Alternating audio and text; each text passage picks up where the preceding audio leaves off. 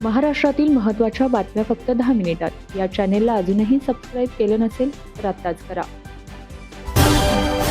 राज्यातील आगामी महापालिका निवडणुकीच्या तोंडावर केंद्र सरकार आणि महाराष्ट्र सरकारने मोठा निर्णय घेतला आहे. आजपासून राज्यात जनसुरक्षा कायदा लागू करण्यात आलाय. हिवाळी अधिवेशन संपताच कायदा आणि न्याय विभागाचे सचिव सतीश वाघोले यांच्या नावे हा अध्यादेश जारी करण्यात आला होता. या कायद्याच्या मसुद्याला 10 डिसेंबर रोजी राष्ट्रपतींची मान्यता मिळाली. त्यानुसार रस्ते, रेल्वे, हवाई आणि जलवाहतुकीत अडथळा निर्माण करणाऱ्यांवरही कारवाई केली जाणार आहे.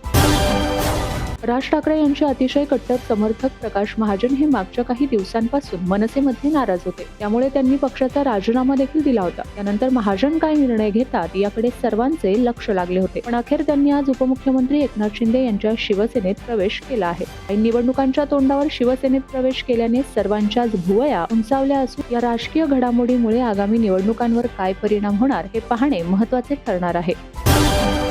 पुण्यात दोन्ही राष्ट्रवादी एकत्र झाल्या तरी निवडणूक घड्याळ चिन्हावरच लढवली पाहिजे असं मत अजित पवारांच्या राष्ट्रवादीचे आमदार अनिल पाटील यांनी व्यक्त केलं आहे. राज्याचे मंत्री आणि शिवसेना शिंदे गटाचे नेते भरत गोगावले यांचे पुत्र आणि शिवसेना शिंदे गटाचे युवा सेना कोर कमिटी सदस्य विकास गोगावले यांच्या अडचणी आता वाढल्या आहेत. महाड नगरपालिका निवडणूक काळात मतदानाच्या दिवशी घडलेल्या मारहाणीच्या प्रकरणात विकास गोगावले यांचा अटकपूर्व जामीन अर्ज न्यायालयाने तब्बल 3 वेळा फेटाळून लावला आहे. आता महाड पोलीस कोणती कारवाई करणार याकडे राजकीय वर्तुळाचे लक्ष लागले आहे. विकास गोगावले यांना अटक झाल्यास भरत गोगावलेंसाठी मोठा धक्का असणार आहे. केंद्र सरकार 1 एप्रिल 2026 पासून देशात नवीन आयकर कायदा लागू करणार आहे. हा नवीन कायदा 1961 पासून अस्तित्वात असलेल्या जुन्या कायद्याची जागा घेईल. नवीन कायद्याचा सर्वात मोठा उद्देश कर प्रक्रिया सोपी करणे आणि सामान्य माणसांसाठी गुंतागुंत कमी करणे हा आहे. नवीन नियमांनुसार आता पगारदार वर्गाला 12 लाख पर्यंतच्या वार्षिक उत्पन्नावर कोणताही कर भरावा लागणार नाहीये, ज्यामुळे कोट्यावधी नोकरदारांची बचत होणार आहे. तर ज्येष्ठ नागरिकांसाठी कर सवलत 50,000हून 1 लाख करण्यात आली आहे. तसेच ITR भरण्याची अंतिम मुदत 15 सप्टेंबर पर्यंत वाढवण्यात आली आहे.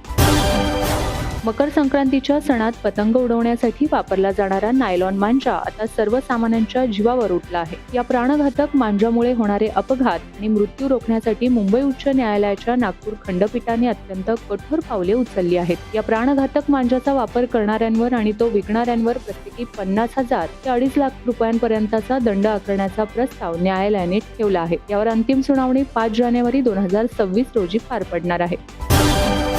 सध्या राज्यात निवडणुकांची धामधूम सुरू असून ठाण्याच्या राजकीय विश्वात खळबळ उडाली आहे. ठाणे महापालिका निवडणुकीच्या पार्श्वभूमीवर राज्याचे उपमुख्यमंत्री आणि शिवसेना शिंदे गटाचे प्रमुख एकनाथ शिंदे यांना मोठा राजकीय धक्का बसला आहे. ठाण्याच्या माजी महापौर मीनाक्षी शिंदे यांनी शिवसेना शिंदे गटाच्या महिला आघाडी प्रमुख पदाचा राजीनामा दिला आहे. शिवसेना शिंदे गटाकडून ठाणे महापालिका प्रभाग क्रमांक 3 मधील शाखा प्रमुख विक्रांत वायचळ यांची पक्षविरोधी कारवाईच्या आरोपाखाली शिवसेनेतून आज हकालपट्टी करण्यात आली. या कारवाईमुळे मीनाक्षी शिंदे नाराज झाल्या म्हणून त्यांनी आपल्या पदाचा राजीनामा देण्याचा निर्णय घेतल्याची माहिती समोर येत आहे.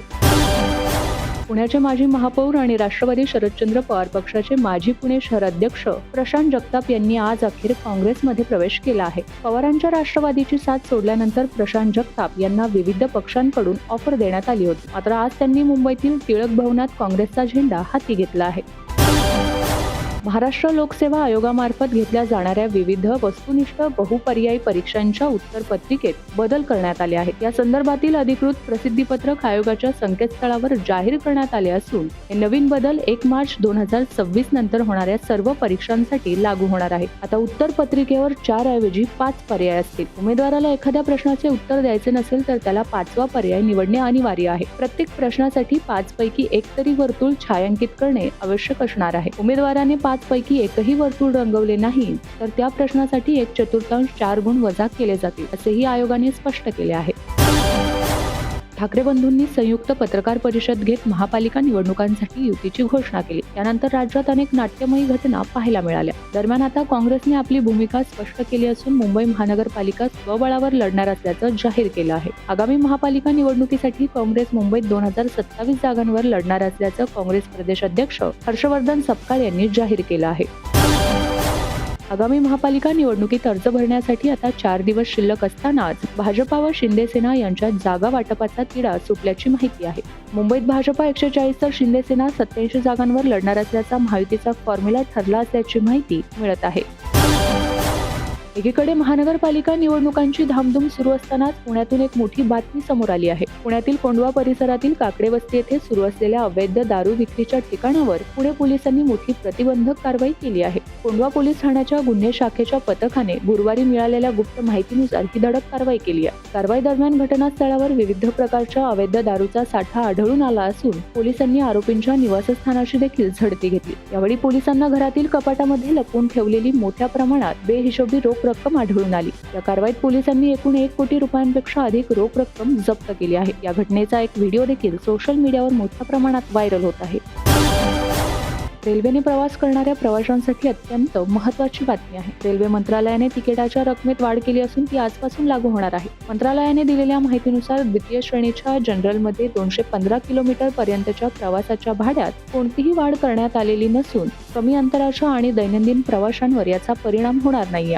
तसेच राजधानी, शताब्दी, दुरंतो, वंदे भारत, तेजस, हमसफर, अमृत भारत, गरीब रथ, जनशताब्दी, अंत्योदय, गतिमान, युवा एक्सप्रेस, नमो भारत, रॅपिड रेल सह इतर विशेष गाड्यांनाही वर्गवार भाडेवाढ लागू केली जाणार असल्याची माहिती देण्यात आली आहे. पुणे, पिंपरी चिंचवड आणि PMRDA क्षेत्रातील सार्वजनिक वाहतुकीचा चेहरा-मोहरा बदलण्यासाठी PMPML प्रशासनाने मोठा निर्णय घेतला आहे. एप्रिल व मे 2026 पर्यंत PMPMLच्या ताफ्यात तब्बल 2,500 नवीन बस दाखल होणार आहेत. या विस्तारामुळे पुणेकरांचा प्रवास अधिक सोपा होणार असून उपनगरांपर्यंत PMPचे जाळे अधिक घट्ट विणले जाणार आहे. आगामी निवडणुकीच्या पार्श्वभूमीवर सर्व राजकीय पक्ष तयारीला लागले असून अनेक बैठका होताना पाहायला मिळत आहेत. यातच दोन्ही राष्ट्रवादी एकत्र निवडणूक लढण्यासंदर्भात चर्चा सुरू आहेत. याच पार्श्वभूमीवर पिंपरीत दोन्ही राष्ट्रवादीची रात्री उशिरा गुप्त बैठक पार पडल्याचे पाहायला मिळाले. शरद पवार गटाचे खासदार अमोल कोल्हे आणि आमदार रोहित पवार बैठकीला हजर होते. शरद पवार गटाचे नेते रोहित पवार आणि अमोल कोल्हे यांनी अजितदादांची भेट घेतली. त्याआधी या दोन्ही नेत्यांमध्ये आणि दादांच्या पक्षाचे अजित गव्हाणे यांच्यामध्ये तासभर चर्चा सुरू झाली. त्यामुळे आता काय निर्णय होतो हे पाहणे महत्त्वाचं ठरणार आहे.